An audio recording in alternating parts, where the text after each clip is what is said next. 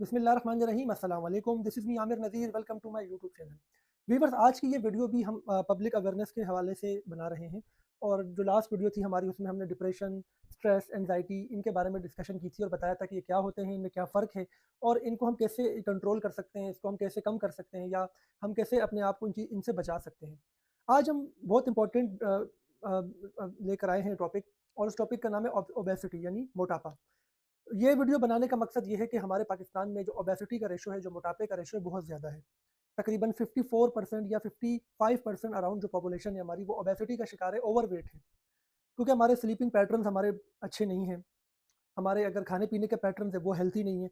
हम junk food बहुत ज़्यादा यूज़ करते हैं, बाहर का खाना बहुत ज़्यादा खाते हैं, फास्ट फूड कल्चर बहुत ज़्यादा यहाँ पे नॉर्मलाइज़ हो गया है, जिसकी वजह से आप आधी से ज़्यादा पॉपुलेशन इस वक़्त ओबेसिटी का शिकार है, मोटापे का शिकार है। अगर हम यूरोपियन कंट्रीज़ से अपनी कंट्री के लोगों को कंपेयर करें, तो आप वहाँ देखेंगे कि 60s-70s में भी लोग फिट होते हैं, हेल्थी होते हैं। क्योंकि वो जंक फूड्स को उतना ज़्यादा नॉर्मलाइज़ उन्होंने नहीं किया हुआ। दूसरा ये कि उनका जो खाना-पीना जो घर में भी होता है, वो हमारी तरह तेल में पका के नहीं खाते। मतलब उनका जो पैटर्न पैटर्न है खाने का, वो डिफरेंट है। उनका स्लीपिंग पैटर्न हमसे अच्छा है। उनकी जो फिज़िकल एक्टिविटीज़ में बहुत ज़्यादा, उनके लिए नॉर्मल सी बात है फिज़िकल एक्टिविटी करना। यहाँ पर फिज़िकल एक्टिविटीज़ ना होने के बराबर होती है। लोग सुबह भी, बंदा ऑफ़िस जा रहा है या शॉप पे जा रहा है, शाम को या रात को घर आता है, सारा दिन कोई फिज़िकल एक्टिविटी उसकी नहीं होती। मतलब फिज़िकल एक्टिविटी यही होती है कि वो उठना-बैठना जो कर रहा होता है ऑफ़िस में वो। तो हम कि किस तरीके से ऐसा बंदा जो बहुत ज़्यादा बिज़ी रहता हो, जो बहुत जिसकी टफ़ रूटीन हो, वो कैसे अपने वेट को कंट्रोल करे। अ, बेसिकली होता है कि जब हमारा जब वेट बढ़ने लगता है और जब हम ओवरवेट हो जाते हैं, तो उसके नतीजे में बहुत सारी बीमारियों का शिकार हो जाते हैं। पाकिस्तान में इस वक़्त शुगर बहुत आम है, शुगर की बीमारी, हाई कोलेस्ट्रॉल बहुत ज़्यादा है। और आपने देखा होगा कि यूथ में कार्डियक अरेस्ट के केसेज़ आ रहे हैं, यानी हार्ट अटैक हो जाता है या कार्डियक अरेस्ट हो जाता है, जिससे डेथ हो जाती है यंग लोगों की। पहले अब सुनते थे हम कि जो बूढ़े लोगों में हार्ट अटैक होता है या कार्डियक अरेस्ट होता है, अब 30-25 साल, 20 साल के लोगों को भी हार्ट अटैक हो रहा है, कार्डियक अरेस्ट हो रहा है। क्योंकि हमारा लाइफ़ स्टाइल बहुत ख़राब हो चुका है इस वक़्त। हम बहुत ज़्यादा लग्ज़रियस लाइफ़ की तरफ चले गए हैं, फ़िज़िकल एक्टिविटीज़ से हमने खुद को दूर कर लिया। हमारा जो खाना-पीना है वो भी ख़राब हो गया है। तो हम इसको कैसे ठीक करें? ठीक है, मैं आपको कुछ टिप्स दूँगा। उम्मीद है कि मेल्स और फीमेल्स दोनों को उससे फ़ायदा होगा। क्योंकि हमारे जो फीमेल्स हैं, ऑब्वियसली 60 या 70% जो फीमेल्स हैं वो जॉब नहीं करती, ठीक है ना? तो उनकी आना-जाना उनका बाहर कम होता है, कोई काम हो तो वो जाते हैं बाहर। घर में रहते हुए वो कैसे अपने आप को फिज़िकली फिट कर सकते हैं? बहुत सारे इलाके में लेडीज़ जिम नहीं होता, जिम की फैसिलिटीज़ नहीं होती। होती भी हैं तो घर वालों की तरफ से अलाउ नहीं करते जाना। तो ज़ाहिर-सी बात है, उनको बहुत ज़्यादा प्रॉब्लम होती है। तो ये वीडियो हम इसी पर्सपेक्टिव में मैंने ये बनाई है और कोशिश की कि आप लोगों को कम से कम ड्यूरेशन में मैक्सिमम आपको अवेयरनेस दूँ। देखिए, मैं आपको एक बात बताऊँ, जो फ़िटनेस होती है ना, फ़िटनेस वो 2 चीज़ों पे डिपेंड करती है। आपकी फ़िज़िकल एक्टिविटीज़ पे और नॉन फ़िज़िकल एक्टिविटीज़ पे। फ़िज़िकल एक्टिविटीज़ में तो आपकी जैसे एक्सरसाइज़ हो गई, हम उसको बाद में डिस्कस करेंगे। जो नॉन फ़िज़िकल एक्टिविटीज़ होती है, उसमें आपकी डाइट और आपका स्लीप आ जाता है। हमारे यहाँ गलतफ़हमी ये है कि लोग ये समझते हैं कि अगर हम एक्सरसाइज़ करेंगे तो हम फिट रहेंगे, हमारा वेट कंट्रोल में रहेगा। और बहुत ज़्यादा फ़ोकस करते हैं, लेकिन अब रियलिटी ये है कि आपका जो 75% ऑफ द फिटनेस होती है, वो आपकी डाइट एंड स्लीप पे डिपेंड करती है। और सिर्फ़ 25% फिटनेस आपकी फ़िज़िकल एक्टिविटीज़ पे डिपेंड करती है। यानी आपकी जो एक्सरसाइज़ है, वो आपका 25% कंट्रीब्यूट करता है आपकी फिटनेस में। जबकि बाकी जो 75% है, उसमें आपकी डाइट और स्लीपिंग पैटर्न आ जाता है। इन दोनों को मैं इक्वल मार्जिन दूँगा। सबसे पहला जो सबसे इम्पोर्टेंट चीज़ जो हर बंदा ठीक कर सकता है, हर बंदे के हाथ में है, वो है स्लीपिंग पैटर्न हमारा। एक यंग बॉडी को, यानी एक एडल्ट को 18 साल से लेकर, अगर हम 50 साल तक की बात करें, 60 साल तक की बात करें, इस एज ग्रुप को अपनी बॉडी को आराम देने के लिए 7 से 8 घंटे नींद की ज़रूरत होती है। अब आप अपने आप से क्वेश्चन करें कि आप कितने घंटे सोते हैं? ज़्यादातर लोगों की जो नींद होगी वो 5 से 6 घंटे की होगी। तो ये एक बहुत बड़ी रीज़न है अनफिट होने की। और अनफिट मीन्स कि ओवरवेट होना या अंडरवेट होना, दोनों चीज़ें। तो आपने अपना स्लीपिंग पैटर्न ठीक करना है, कम से कम 7 आवर्स की आपने नींद लेनी है। अगर आप 7 आवर्स की एक साथ नींद नहीं ले सकते, 5 से 6 घंटे की ही ले सकते हैं, तो दिन में कोई 1 घंटा, आधा घंटा आपने कैलुला करना है दोपहर में खाने के बाद। आपने 7 घंटे पूरे करने हैं। जब तक आप अपनी स्लीपिंग पैटर्न को ठीक नहीं करेंगे, 7 घंटे की नींद नहीं लेंगे, तब तक आप कुछ भी कर लें, आप फिट नहीं हो सकते। सुपर फिट होने के लिए आपकी बॉडी को 7 घंटे की नींद चाहिए। सारा दिन जब आप काम करते हैं, एक्सरसाइज़, लोग क्या करते हैं, 2-2 घंटे जिम जाते हैं, लेकिन वो सोते नहीं हैं। उनकी नींद 4 से 5 घंटे की, 6 घंटे की होती है, जिसकी वजह से रिकवर नहीं कर पाता बॉडी। ज़ाहिर-सी बात है, जब आप एक्सरसाइज़ करेंगे, आपकी बॉडी को रिकवरी के लिए टाइम चाहिए होता है, क्योंकि सेल्स डैमेज हो जाते हैं हमारे एक्सरसाइज़ करते हुए। तो बेसिकली जो आपकी फिटनेस होती है, वो एक्सरसाइज़ करने से नहीं होती। एक्सरसाइज़ के बाद जो रिकवरी प्रोसीजर होता है, वहाँ पर आपकी बॉडी मसल्स मसल्स गेन करती है, फैट लॉस करती है, ठीक है ना? तो आपने अपने स्लीपिंग पैटर्न को ठीक करना है। आपने ये गोल बना लेना है आज से कि आपने 7 घंटे लाज़मी सोना है। दूसरी हम डाइट की बात करते हैं। डाइट का मतलब ये नहीं होता कि आप भूखे रखें अपने आप को। अगर कोई भूखा रह के अपना वेट कम करता है तो उससे उसके मसल्स लॉस होते हैं, मतलब उसकी फैट लॉस नहीं होता, वेट लॉस तो होता है, फैट लॉस नहीं होता। ये कॉन्सेप्ट को बड़े इंपॉर्टेंट है समझना। देखिए, वेट लॉस और फैट लॉस में फ़र्क है। फॉर एग्ज़ाम्पल एक बंदा भूखा रहता है, एक एक दिन दिन में 1 दफ़ा खाना खाता है या बहुत ज़्यादा वो अपने आप को भूखा रखता है और उसका वेट 10 केजी कम हो जाता है 15 दिन में, 20 दिन में, तो उसमें ये ऐसा ही होगा कि 90% उसका मसल्स लॉस होगा, 10% उसका फैट लॉस होगा, क्योंकि बॉडी आपके मसल्स को कन्वर्ट करती है एनर्जी में, ताकि आपकी जो भूख लगने की सूरत में जो आपको ज़ाहिर-सी बात है एनर्जी तो चाहिए, खाना आपका सोर्स ऑफ एनर्जी है। तो खाने को अगर आपको नहीं मिल रहा बॉडी को खाना, तो वो क्या करेगी, आपके मसल्स को जो कन्वर्ट करेगी एनर्जी में, ताकि आपकी बॉडी सर्वाइव करे, चले। सिर्फ 10 से 15% वो फैट को यूज़ करेगी। फैट लॉस की तरफ आपने जाना है, वेट लॉस की तरफ नहीं जाना। वेट अगर एक बंदा है वो 10 किलो वजन कम करता है विद 90% मसल्स लॉस करके, उससे बेहतर वो बंदा होगा जिसने 5 केजी वजन कम किया या 3 केजी वजन कम किया, लेकिन उसने 90% फैट लॉस किया है। तो आपने फैट लॉस की तरफ जाना है। उसका तरीका ये होता है कि हर वो चीज़ खाएं जिसमें प्रोटीन बहुत ज़्यादा हो, क्योंकि बॉडी प्रोटीन को एब्जॉर्ब करने के लिए कैलोरीज बर्न करती है। अब ये कैलोरीज क्या होती हैं? कैलोरीज वो एनर्जी होती है जो आपकी बॉडी को अपनी एक्टिविटीज़ कोई भी परफॉर्म करने के लिए चाहिए। आप चल रहे हैं, फिर रहे हैं, सो रहे हैं, जाग रहे हैं, एक्सरसाइज कर रहे हैं, आप सो रहे हैं, ठीक है ना? कुछ भी आप कर रहे हैं, आपकी बॉडी कैलोरीज़ बर्न करती है एनर्जी के लिए। यानी आपकी बॉडी को, अगर मैं अपने हाथ हिला रहा हूँ तो मुझे ज़ाहिर-सी बात है इसके लिए एनर्जी चाहिए। मेरा हार्ट पंप कर रहा है ब्लड को, या मेरा दिमाग इस वक़्त काम कर रहा है, प्रोसेस कर रहा है चीज़ों को। इन तमाम एक्टिविटीज़ के लिए, कोई भी एक्टिविटी आप करते हैं, आप ज़िंदा हैं ना, आप कोई भी एक्टिव, आप सो रहे हैं इवन, तो आपको कैलोरीज़ चाहिए। और कैलोरीज़ कहाँ से आती है? जब हम खाते हैं उससे आती है। एक ऑन एवरेज एक इंसान को एक दिन में 1500 कैलोरीज़ की ज़रूरत होती है। यानी अपनी एक्टिविटीज़, जो एक नॉर्मल इंसान जो जिम नहीं जा रहा, जो कोई एक्सरसाइज़ नहीं कर रहा, बस वो सुबह उठता है, ऑफ़िस जाता है, आता है, ठीक है ना? तो थोड़ा रेस्ट करता है, रात को सो जाता है, 3 टाइम का खाना खाता है, उसको 1500 कैलोरीज़ चाहिए। जब भी हम खाना खाते हैं तो उससे हमें कैलोरीज़ मिलती हैं। तो जब 1500 कैलोरीज़ से ज़्यादा आप इनटेक करेंगे, तो जो एक्सेस कैलोरीज़ होंगी, बॉडी उसको स्टोर कर देता है अपने अंदर, ठीक है ना? किसी भी ऑर्गन में स्टोर कर देता है। पेट सबसे पहले पेट में स्टोर करता है, जिससे पेट बढ़ जाता है। बाकी जो आपके ऑर्गन्स होते हैं, उसपे आहिस्ता-आहिस्ता बाद में उसको स्टोर कर रहा होता है वो। तो कैलोरीज़ अगर आप 2000 कैलोरीज़ ले रहे हैं, तो 1500 तो आपकी यूसेज में आ रही है। बाकी जो 500 कैलोरी है, वो डिपॉज़िट हो जाती है बॉडी में इन फॉर्म ऑफ फैट। तो वो फैट जब आप कोई एक्सरसाइज़ करते हैं, कोई आप कार्डियो करते हैं, तो फिर बॉडी उस फैट को यूज़ करती है। अ, तो आपने कैलोरीज़ सरप्लस में नहीं रहना है, सबसे पहले आपने कैलोरीज़ डेफ़िसिट में जाना है। हर वो चीज़ जिसमें प्रोटीन ज़्यादा होता है, उसमें बॉडी बहुत ज़्यादा कैलोरीज़ बर्न करती है, उसको एब्ज़ॉर्ब करने के लिए, उसको डाइजेस्ट करने के लिए। और वो आपकी बॉडी में फैट लॉस की जो प्रोसीजर होता है उसको तेज़ कर देता है। आपने सुबह पराठे छोड़ देने, आप रोटी खा सकते हैं। रोटी एक रोटी में 100 कैलोरीज़ होती हैं, ठीक है ना? तो आप कैलोरीज़ काउंट करना सीखें कि मैं पूरे दिन में कितनी कैलोरीज़ ले रहा हूँ। आप एक बिस्किट खाते हैं ना, छोटा-सा बिस्किट, वो बिस्किट आपका 100 कैलोरी का होता है और एक पूरी रोटी 100 कैलोरी की होती है, तो कितना फ़र्क है? यानी एक बिस्किट का मतलब है आपने एक रोटी खा ली। हम बिस्किट का पूरा पैकेट खा जाते हैं जिसमें 6 बिस्किट होते हैं, तो 600 कैलोरीज़ हम ले लेते हैं, जबकि अगर उसकी बजाय हम कोई रोटी खा लें 2, तो आपकी 200 कैलोरीज़ हो जाती हैं। इस तरीके से अगर हम बात करें कोई किसी पिज़्ज़ा का, सैंडविच का, तो ये 600 से 800 कैलोरीज़ की आपका पिज़्ज़ा होता है मीडियम साइज़ का।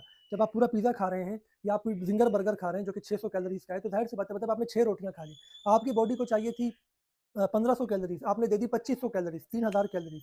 तो किस तरीके से वो एक्सेस जो आपका कैलोरी होगा वो कहाँ जाएगा? वो तो यूज़ नहीं हो रहा, तो बॉडी उसको स्टोर कर देती है।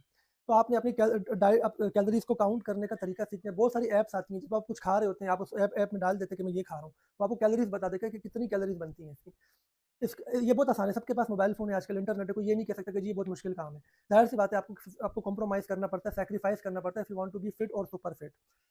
अब हम बात करते हैं फिजिकल एक्टिविटीज़ की, जो कि आपका 25% होता है। हमारे लोग जब भी कोई वेट लॉस करते हैं ना, सबसे पहले वो फिजिकल एक्टिविटीज़ को प्रेफ़र करते हैं। हालाँकि फिजिकल एक्टिविटी का सिर्फ 25% ही हिस्सा होता है आपको फिट करने के लिए। फिजिकल एक्टिविटीज़ 2 तरह की होती है, एक आपकी होती है वेट ट्रेनिंग, और एक आपका होता है कार्डियो एक्टिविटीज़। जब कार्डियो एक्टिविटी वो होती है जिसमें हर वो एक्टिविटी जिसमें आपका साँस चढ़े, आपकी हार्ट बीट तेज़ हो, वो कार्डियो कहलाता है। जैसे आप भागते हैं, जॉगिंग करते हैं, आप जंपिंग जैक्स कर रहे हैं, आप कोई भी ऐसे, या आप जब जंपिंग रॉप कर रहे हैं, कोई भी एक्टिविटी ऐसी कर रहे हैं जिसमें आपका साँस फूल रहा है, पसीना आ रहा है, आपकी हार्ट बीट तेज़ हो रही है, ये कार्डियो एक्टिविटी कहलाती है। और वेट लिफ्टिंग हर वो एक्टिविटी होती है जिसमें आप वेट को उठाते हैं, बाइसेप लगा रहे हैं, ट्राइसेप लगा रहे हैं, आप चेस्ट लगा रहे हैं, कोई भी एक्सरसाइज कर रहे हैं, ठीक है ना? तो बहुत सारे जो लोग हैं वो बहुत ज़्यादा कार्डियो की तरफ जाते हैं कि हम कार्डियो करें। देखिए, कम से कम 40 मिनट्स की कार्डियो आपने लाज़मी करनी है दिन में।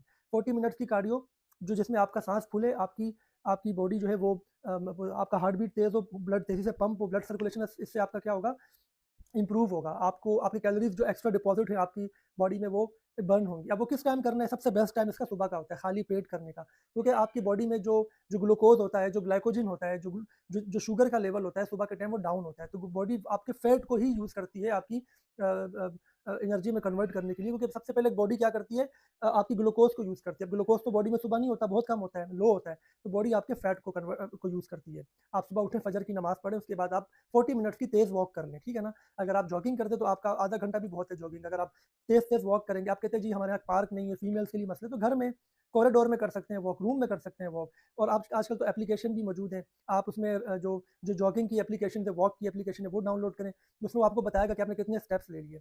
आपको मैं क्राइटेरिया बता देता हूँ कि 10,000 स्टेप्स आपने दिन में लाज़मी लेने हैं।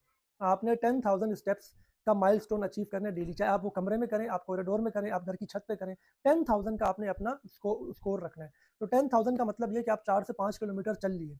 अब आप चाहे वो आप अपने घर में चल लिए, कॉरिडोर में या पार्क में चल लिए, इट्स अप टू यू।